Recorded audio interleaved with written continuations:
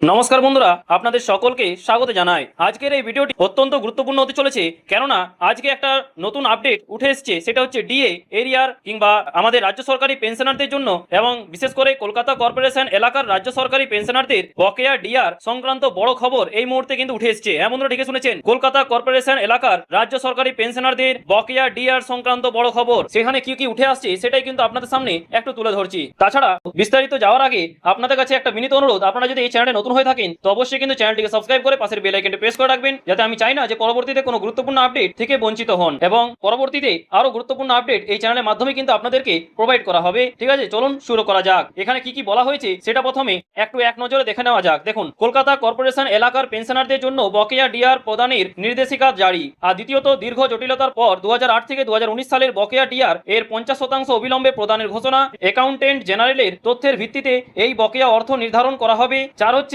Bank pension management পোর্টালের মাধ্যমে সরাসরি অ্যাকাউন্টে টাকা পাঠানো হবে। হ্যাঁ বন্ধুরা, ঠিকই শুনেছেন। তাছাড়া লাস্টে যে বলা হয়েছে সেটা হচ্ছে অবশিষ্ট বকেয়া পরিশোধের নিয়ম পরবর্তীতে বিজ্ঞপ্তির মাধ্যমে জানানো হবে। দেখুন এখানে কি কি বলা হয়েছে আপনারা স্ক্রিনে দেখতেই পাচ্ছেন। সেখানে বলা হয়েছে যে পশ্চিমবঙ্গ রাজ্য সরকারি অর্থ দপ্তর পেনশন শাখা গত 7 জুলাই 2026 তারিখে একটি অত্যন্ত গুরুত্বপূর্ণ বিজ্ঞপ্তি জারি করেছে, যার মেমোরেন্ডাম হলো 125 পেনশন। এই বিজ্ঞপ্তিতে কলকাতা মিউনিসিপ্যাল কর্পোরেশন বা কেএমসি এলাকার বিভিন্ন ব্যাংক থেকে পেনশন গ্রহণকারী রাজ্য সরকারি অবসরপ্রাপ্ত কর্মী এবং ফ্যামিলি পেনশনারদের জন্য সুখবর দেওয়া হয়েছে। হ্যাঁ বন্ধুরা, ঠিকই শুনেছেন। যারা অতদিন ধরে আমাদের চ্যানেলে কমেন্ট করেছেন যে কেএমসি অর্থাৎ কলকাতা মিউনিসিপ্যালিটি কর্পোরেশন নিয়ে কোনো আপডেট রয়েছে, আপনি আপডেট দিন, তাহলে আজকে কিন্তু এই আপডেটটা উঠে এসেছে। ঠিক আছে, সেখানে কি কি বলা হয়েছে দেখুন। মূলত রোপা 2009 এর অধীনে আটকে থাকা বকেয়া মহার্ঘ ভাতা বা মহার্ঘ ত্রাণ এবং এরিয়ার ডিআর প্রদান সম্পর্কিত এই ঘোষণাটি করা হয়েছে। ঠিক আছে, তাছাড়া দীর্ঘদিনের অপেক্ষার অবসান এবং বকেয়া আটকে থাকার কারণটা কি সেটাও এখানে মেনশন করা আছে। দেখুন, রাজ্য সরকারের আগে 13/3/2026 তারিখে 997 FP2 নম্বর বিজ্ঞপ্তি এবং 29/5/2026 তারিখে 1909 FP2 নম্বর বিজ্ঞপ্তি জারি করে বকেয়া ডিআর প্রদানের কথা ঘোষণা করেছিল। তবে একটি অপ্রত্যাশিত সমস্যার কারণে কলকাতা পৌরসভা অর্থাৎ কেএমসি এলাকার পেনশনারদের বকেয়া ডিআর আটকে ছিল। হ্যাঁ বন্ধু, ঠিকই শুনেছেন। এর মূল কারণ হলো সংশ্লিষ্ট ব্যাংকগুলির কাছে বিগত বছরগুলির পেনশন প্রদানের সঠিক ও সুনির্দিষ্ট তথ্যের অভাব ছিল। যেহেতু ব্যাংকগুলি পুরনো রেকর্ড সহজে প্রদান করতে পারছিল না, তাই কিন্তু এই বকেয়া হিসাব করে তা প্রদান করতে দেরি হচ্ছিল। এবার চলে আসি তার পরের পয়েন্টে, সেটা হচ্ছে রাজ্য সরকারের নতুন নির্দেশিকা, অবিলম্বে 50% বকেয়া প্রদান। হ্যাঁ বন্ধু, ঠিকই শুনেছেন, অর্থাৎ প্রদান করতে হবে। দেখুন, এই দীর্ঘায়িত বিলম্বের কারণে অবসরপ্রাপ্ত কর্মীদের যাতে আর্থিক অসুবিধার সম্মুখীন না হতে হয় তার জন্য রাজ্য সরকার একটি যুগান্তকারী সিদ্ধান্ত নিয়েছে। ব্যাংকগুলি থেকে বিগত বছরগুলির সম্পূর্ণ যাচাই করা তথ্য আসার জন্য অপেক্ষা না করে রাজ্য সরকার অন্তর্বর্তীকালীন পদক্ষেপ হিসেবে 2008 থেকে 2019 সময়কালের আনুমানিক বকেয়া ডিআর এর 50% অর্থাৎ অর্ধেক অবিলম্বে প্রদানের নির্দেশ দিয়েছে।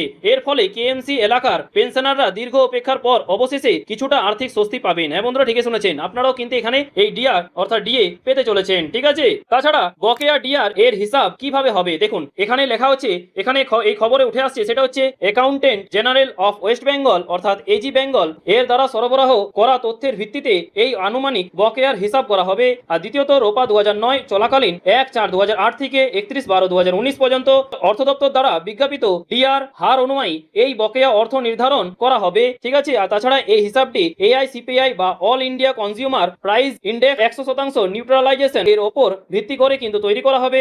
আর তারপরে পয়েন্টটা দেখুন, আপনারা দেখতে পাচ্ছেন তারপরের ছবিটা, সেটা হচ্ছে ব্যাংকগুলির করণীয় কি। দেখুন, এখন করণীয় হচ্ছে, সেটা হচ্ছে এই পুরো প্রক্রিয়াটি মসৃণভাবে সম্পূর্ণ করার জন্য রাজ্য সরকার WBIFMS এর অধীনে একটি বিশেষ ব্যাংক পেনশন ম্যানেজমেন্ট পোর্টাল ঠিক আছে চালু করেছে। এবং দ্বিতীয়ত, ব্যাংকগুলিকে নির্দেশ দেওয়া হয়েছে যে তারা যেন এই পোর্টালে অবিলম্বে পেনশনার এবং ফ্যামিলি পেনশনারদের সমস্ত প্রয়োজনীয় তথ্য যাচাই করে আপডেট করে। ঠিক আছে, আর 3 হচ্ছে, সেটা হচ্ছে পোর্টাল থেকে প্রাপ্ত হিসাব অনুযায়ী কোন রকম অহেতুক বিলম্ব না করে ব্যাংকগুলিকে এই 50% বকেয়া অর্থ সরাসরি পেনশনার এবং ফ্যামিলি পেনশনারদের ব্যাংক অ্যাকাউন্টে পাঠিয়ে দিতে হবে। এবার চলে আসি তারপরের অংশে, সেটা হচ্ছে বাকি 50% বকেয়া কবে পাওয়া যাবে। আপনাদের মনে প্রশ্ন আসতেই পারে, তাহলে দেখুন এই বিজ্ঞপ্তিতে উঠে এসেছে, সেটা হচ্ছে বিজ্ঞপ্তিতে স্পষ্ট জানানো হয়েছে যে অবশিষ্ট বকেয়া গণনার জন্য ব্যাংকগুলিকে 2008 থেকে 2019 অর্থাৎ রোপা 2009 সালের সমস্ত পুরনো পেনশন প্রদানের যাচাইকৃত তথ্য যত দ্রুত সম্ভব জমা দিতে হবে। ঠিক আছে, আর তাছাড়া ব্যাংকগুলি এই তথ্য জমা দিলে সরকার তা হিসাব করে দেখবে